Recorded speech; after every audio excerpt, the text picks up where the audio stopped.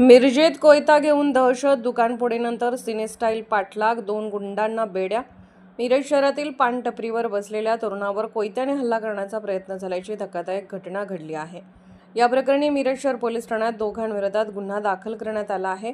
पोलिसांकडून मिळालेल्या माहितीनुसार फिर्यादी अरबाज हुसेन सारवान वय 24 राहणार बोकड चौक, मोमीन गल्ली, मिरज हे त्यांच्या पान शॉपमध्ये बसले असताना दिनांक 23 एप्रिल रोजी रात्री सुमारे 10:30 वाजण्याच्या सुमारास 2 आरोपी स्कूटीवरून तेथे आले.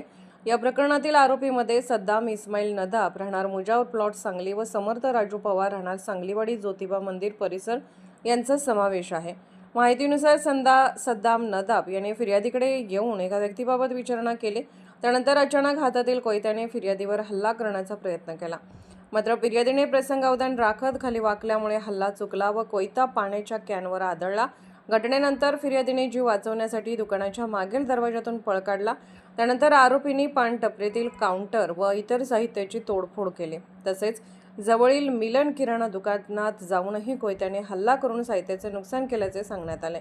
या घटनेत कोणतीही जीवितहानी झाली नसली तरी मोठ्या प्रमाणात मालमत्तेचे नुकसान झाले आहे.